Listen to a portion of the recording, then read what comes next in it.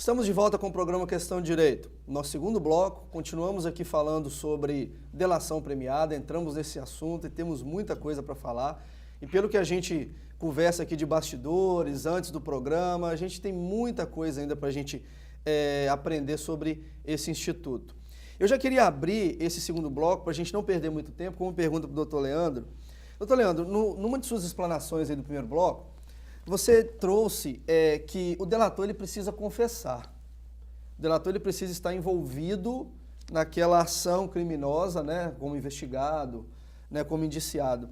Porque senão ele seria considerado uma testemunha ocular. Como é que fica isso? Aí, na verdade, como a gente conversou a respeito, né, do procedimento da colaboração, num primeiro momento, óbvio, ele precisa confessar aquilo que praticou. Então, ele reconhece o fato criminoso e apresenta as provas contra si, né, da veracidade daqueles fatos que ele está alegando. Depois, quando ele apresenta outras informações a respeito de outros fatos delituosos ou outras pessoas, obviamente que, na prática, ele acaba funcionando como uma testemunha. Por que como uma testemunha? Porque no início da colaboração, ele precisa assumir com o receptor da prova, a outra parte com que ele está negociando, o compromisso. Primeiro, de abrir mão ao sigilo, que ele teria constitucionalmente direito, e segundo, a falar a verdade. Falar a verdade, a grosso modo, é o compromisso da testemunha no processo penal. Então, na prática, talvez doutrinariamente a gente poderia, né, classificá-la como uma testemunha imprópria, mas na prática, o colaborador, ele funciona assim mesmo. Ele reconhece o fato delituoso em relação a ele, faz a confissão e, num segundo momento, ele acaba funcionando como testemunha em relação aos outros fatos. E ele presta o compromisso, sim, mesmo sendo réu ou investigado naquele procedimento ou réu no processo, ele presta o compromisso de falar a verdade, que seria uma garantia constitucional que ele teria como investigado de não produzir prova, mas ele opta por produzir a prova. Interessante a gente perceber que a delação premiada ela não é assim realmente tão fácil de se trabalhar, né? Não é, professor? Porque há uma ideia de que a delação premiada ela seja um privilégio para um certo tipo de agentes, né? O cidadão, ele sempre acha que por que uns têm direito à delação e outros não têm. E esses uns que têm direito são as pessoas que gozam aí de status sociais, né? E até de mundos públicos, né? Então as pessoas ficam curiosas em relação... E o produto final corrobora essa ideia de privilégio. Você tem, por exemplo, 19 anos que o Marcelo Odebrecht foi condenado, já faz uma delação de um tempo menor, né? Hoje eu vi nos sites, parece que reduziria aí para 5 anos em prisão domiciliar, sabedor de que as residências, normalmente, dessas pessoas são verdadeiros clubes, né? E o cidadão comum, e isso é legítimo, ele não entender isso. Mas só que é uma questão legal. É uma questão legal, recente, ainda incipiente, tem por mim. Nós estamos aprendendo a respeito da figura da delação premiada. Nós vamos ter que avançar muito no entendimento da delação premiada, mas como instrumento de prova é um mecanismo interessante, não pode ser, como nós já dissemos no primeiro, isolado, não é um título executivo, o juiz não vai condenar simplesmente ou tão somente com base na delação premiada, pode chegar até um veredito mais favorável ao colaborador, né? Então a gente ainda, no meu entender, como profissional, eu reconheço que eu ainda não tenho a exata compreensão. Sei um pouquinho por uma experiência particular, mas ainda bem compromissado em aprender mais sobre esse Instituto da Delação. É interessante até a gente conseguir visualizar que a dinâmica do processo penal, mesmo com a existência da colaboração premiada, ela, via de regra, ela está mantida na sua totalidade. Então, os requisitos do recebimento da denúncia serão os mesmos, né? Aqueles indícios de materialidade e autoria serão analisados pelo juiz. O juiz não recebe a colaboração premiada como uma prova e pronto. Ele vai receber no conjunto ainda como indício. E aquela prova, ela vai ser trabalhada oportunamente no processo, ou por interesse do Ministério Público, ou por interesse da defesa. Né? Então, a delação ele não é algo que simplesmente se constrói com um papel que foi feito, assinado, acabou ali, não. Né? Ele acaba se aperfeiçoando. E a prova disso é que a lei ainda prevê que depois do acordo assinado, se o colaborador exceder positivamente naquela delação, ou seja, se ao longo do transcurso e quando for requisitado apresentar novos elementos, novos argumentos, ele pode inclusive ser beneficiado por um perdão judicial, mesmo que o acordo não preveja. Então essa ideia estática de que a colaboração é um mero privilégio que foi formalizado e colocou num papel para determinadas pessoas e acabou, ele não funciona muito assim.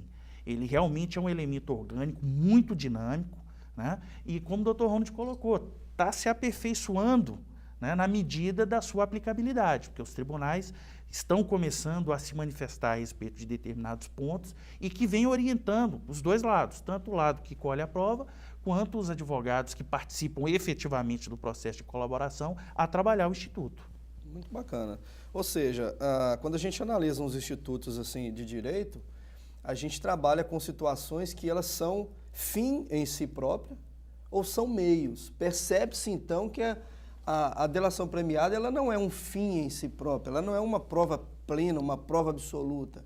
Ela é um meio, tanto que foi dito aqui que o juiz ele pode não homologar, abriu-se esse precedente a partir de agora, não é isso, professor? Eu particularmente entendo assim, e acho que a lei deixa isso bastante claro, é um meio de prova. Como o próprio Código de Processo Penal diz que o interrogatório por si só, sem demais, sem colhidas outras provas, não é o suficiente para se chegar a um decreto condenatório. Quer dizer, o interrogatório, isoladamente, então você pode dar uma extensão a esse entendimento, a essa regra processual, essa garantia processual e tentar aplicar um pouco, obviamente há nuances aí que a gente não pode deixar de perceber, que a delação é mais ampla, mas dá para levar a esse entendimento de que ela isoladamente não pode dar sossego ou acomodar, né, os integrantes do processo penal, porque o processo penal é muito maior do que a delação. O sistema processual, eu costumo dizer que o processo, eu resumo o processo em duas palavras, é um instrumento de garantias. Né? Se não se tiver garantias ali no processo, o processo nada mais será do que um amontoado de folhas numeradas, porque se não tiver ali as garantias do contraditório, da ampla defesa, do exercício pleno de se buscar a verdade, né? De não se aceitar definitivamente provas ilícitas, né?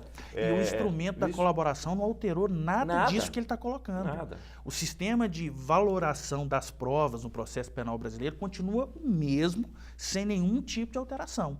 Então, isso é muito importante, porque a sociedade, a grosso modo, tem encampado uma ideia de que o instrumento da colaboração premiada tem um valor acima de outras provas, quando, na verdade, o sistema de valoração no processo penal continuou o mesmo, com as mesmas regras e princípios, sem nenhum tipo de modificação. Até porque, se houvesse essa modificação, a gente correria o risco de violar garantias fundamentais.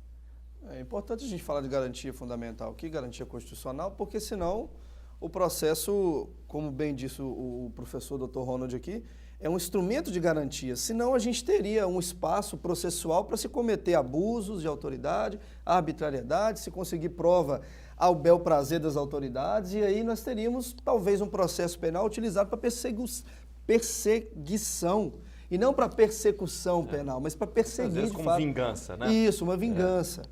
A delação, também tivemos a oportunidade ainda de comentar antes do programa, a delação também poderia ser um instrumento de projeção, ou seja, eu vou praticar certos crimes e depois vou me servir do instituto da delação para eu ter um benefício a posteriori. Isso, mas, claro, o agente da organização criminosa pode fazer essa projeção, né? Como também da extorsão mediante sequestro, ele pode sequestrar e depois correr lá na frente, revelar o local onde está a vítima, justamente para ter o benefício. De igual forma, a Lei 8.072, a 8.137, no que se refere à questão de crimes contra a ordem tributária. Então, ele pode despejar despejar ali na delação premiada certas injustiças, né? Que depois ele vai ter que dar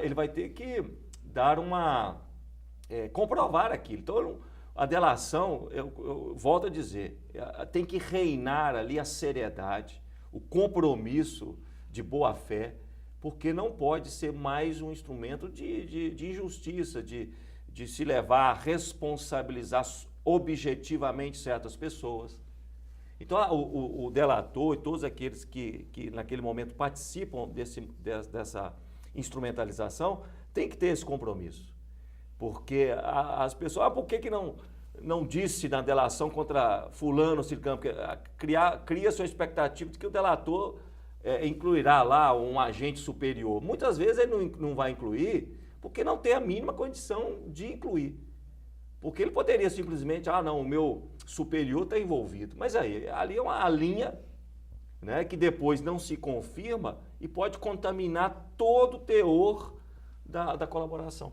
É importante a gente fazer essa observação, porque diante do que a gente está discutindo aqui, a gente percebeu que há uma visão, que essa visão é equivocada, de que, como bem disse o professor Ronald aqui no começo, que a delação premiada ela é para alguns tipos de crimes. E normalmente a gente pensa em crimes de pessoas que têm um intelecto maior, que conseguem omitir provas, esconder provas, que talvez tenha uma situação financeira para encobrir provas também melhor, numa questão política, de uma classe específica, na verdade não é. Agora, a delação premiada tem que se ter um cuidado, pelo que eu estou percebendo aqui, porque, por exemplo, a gente fala muito em delação premiada agora na classe política, né, em relação à corrupção política. Eu estou sendo indiciado, estou fazendo um acordo de delação, e eu não gosto de fulano, de Beltrano, de ciclano, e eles não têm nada a ver com isso aqui. Eu quero levar esses caras comigo. Eu vou agora usar isso aqui como um instrumento que eu tenho para prejudicá-los. Eu poderia fazer isso também numa delação? Como é que fica isso? A justiça tenta buscar essas intenções? Na vida a gente pode tudo, mas muitas vezes não deve. Né? Poder eu posso matar, não devo matar. Né? Realmente, é um perigo. O prejuízo que traz para aquele que foi irresponsavelmente incluído ali, né, a execração pública, depois não tem como recuperar. Então, realmente, a pessoa pode colocar ali no texto da delação acusações totalmente improcedentes, sem mínima condição de se levar à prova. Pode ser um ato realmente de vingança, o que vai acabar com a vida desses terceiros, lamentavelmente. Ou seja, a gente vê que terão cenas nos próximos capítulos, na verdade. A gente está com um instituto que não é novo, mas que está começando a ser conhecido pela nossa população, inclusive pelos juristas também, como o professor bem disse. O programa Questão de Direito vai dar mais uma pausa, não saia daí, porque o assunto está interessante, está pegando fogo. A gente volta já já.